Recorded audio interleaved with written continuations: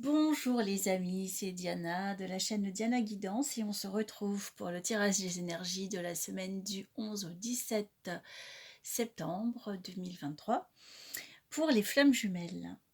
Alors, comme d'habitude, une colonne pour le chaser, une colonne pour le runner, des cartes pour la relation et on y va avec l'énergie actuelle du chaser. C'est un 4 de pentacle. Ah, chaser, tu es coincé. Tu te sens coincé dans les affaires matérielles. En fait, tu t'accroches à quelque chose que tu ne sais pas comment lâcher.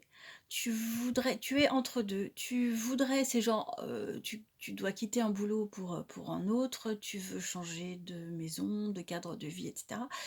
Tu sais où tu veux aller, tu as la vision, mais tu ne sais pas comment lâcher ce que tu as. Tu sais pas quel est le pont en fait qui va te permettre de rejoindre ce que tu veux obtenir comme place. Et donc tu sais pas comment lâcher. Euh, bon, regarde ce qui t'est proposé, c'est un as de coupe. C'est un très très grand amour avec le cœur qui déborde. Donc en fait, ton chemin va se faire, ton pont va se créer, parce que tu es guidé par ton cœur, parce que tu sais très fort ce que tu aimes, ce que tu veux. Et en fait, cette énergie-là va attirer à toi les opportunités, de nouvelles opportunités qui vont pouvoir se présenter. Donc pour l'instant, tu sais pas où c'est, tu sais pas comment aller chercher, c'est normal. Tu vois, un as, c'est un début, c'est un nouvel amour. Tu vas trouver ta maison coup de foudre ou bien ton prochain boulot, et ça va être, ça va venir, mais de façon imprévue probablement. Mais par contre, tu vas le reconnaître. Quand ça sera là, tu vas vraiment reconnaître que c'est ça ton coup de cœur du moment. Et à ce moment-là, tu pourras y aller puisque le chemin il sera évident en fait entre ta position première et là où tu vas.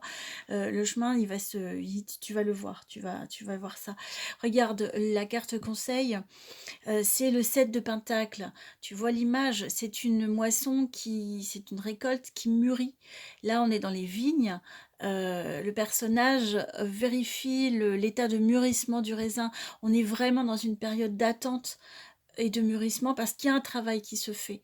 Mais là, tu vois, c'est un travail sur lequel tu n'as pas de prise. C'est la nature qui fait mûrir le raisin, on est d'accord. Donc, ce n'est pas toi qui peux faire mûrir plus vite, ok. Donc là, le travail qui se fait, fais confiance, il est à l'œuvre, il va te permettre de récolter les fruits de ton cheminement. Et ça, tu n'auras plus peur de lâcher. Ça deviendra évident en fait. Ok. Donc ne t'inquiète pas pour les questions matérielles, pas pour l'instant, ça va se faire en temps et en heure, et tu vas pas être coincé en fait. Tu te sens accroché, mais tu vas lâcher quand ça sera le moment. Donc fais-toi confiance, fais confiance à la vie, à l'univers. Tu es sur un parcours et tu es guidé. Ok. Alors côté runner. Waouh! On a des cartes. Alors, le runner, hein, si on suit le fil de l'histoire par rapport au précédent tirage, j'adore parce que ça crée vraiment une histoire, cette affaire. Le runner, il s'est débarrassé dernièrement, cet été, de problématiques liées à son entourage, à son environnement, notamment sa famille. Enfin, il s'est débarrassé. Il a dû mûrir par rapport à ces questions-là parce que ça a secoué pas mal et que donc il a dû élaborer un petit peu et se choisir, se positionner. D'accord? Donc il a réussi à se faire passer en priorité par rapport à son entourage qui a beaucoup d'attentes, d'exigences et lui il a tendance parfois à un petit peu trop se sacrifier. Enfin bon bref, là il a fait un pas. Et alors là, on a vraiment une question de positionnement par rapport au monde. Euh, le 6 de bâton, c'est une question de reconnaissance de l'entourage pas forcément que de l'entourage proche de la famille, mais même plus large que ça, au niveau du boulot, au niveau de sa façon de rayonner en société. Il y a vraiment le fait de se sentir apprécié et de prendre de la bouteille, de prendre de la graine, de prendre de la confiance en soi, parce que ben, des retours positifs, voilà, des gens qui apprécient et qui le font savoir. Et donc notre runner, il se sent beaucoup plus aligné avec qui il se sent être à l'intérieur. Ça fait plaisir un petit peu de retour positif. Et regardez l'évolution, c'est le, le roi du monde, le roi de bâton, qui est une sorte d'empereur là, qui fait des plans sur la comète, ou en tout cas des plans sur la planète. Voilà, c'est quelqu'un qui est dans sa puissance, dans son pouvoir, dans son rayonnement. C'est pas abusif, hein, c'est pas un dictateur qui fait n'importe quoi, mais c'est quelqu'un qui incarne son yang, son masculin, son désir, ses projets, son rayonnement, et qui se sent légitime à le faire. Donc là, le runner, il a l'air de bien, bien progresser. Alors, c'est pas encore, il se jette pas à vos pieds avec des roses, hein, c'est pas la question. Là, il est en train de construire son ressenti intérieur par rapport à son rayonnement dans la société, quitte peut-être à se voir pousser des ailes, parce que le conseil qui lui est donné, c'est la tempérance. Donc c'est raison gardée, équilibre, tout ça, d'accord? C'est ne t'emballe pas quand même, pas trop trop, parce que il y a quand même un risque de se laisser embarquer par l'ego. Donc bon, c'est pas grave, mais ça arrive, voilà, le risque c'est de se ramasser, parce que forcément à un moment donné, on va mettre un stop. Donc l'univers va vous mettre un stop si vous vous laissez trop trop trop embarquer par l'ego et par des délires de toute puissance. Mais je pense pas que ce soit le cas, parce que notre honneur, il a encore de la marge, hein. Mais bon, voilà, entre expérimenter un comportement fuyant, pas sûr de lui, qui est perdu, qui sait pas où il est, et puis tout d'un coup se mettre à se comporter comme un roi de bâton, c'est bien. Voilà, le balancier part dans l'autre sens. Maintenant, s'il va trop loin, voilà, l'équilibre va se faire et le balancier va revenir. Mais il fait ses expériences. Il fait ses expériences, le runner, et il est en train de se sentir grandir, en fait. Hein. C'est chouette de voir ça. Alors, ici, pour la relation, bon, une énergie actuelle. Voilà, là, on est dans c'est la reine d'épée.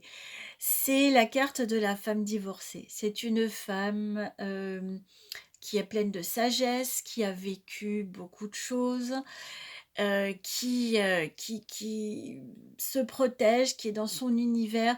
Mais alors l'épée, c'est quelqu'un qui protège son cœur encore, d'accord? Elle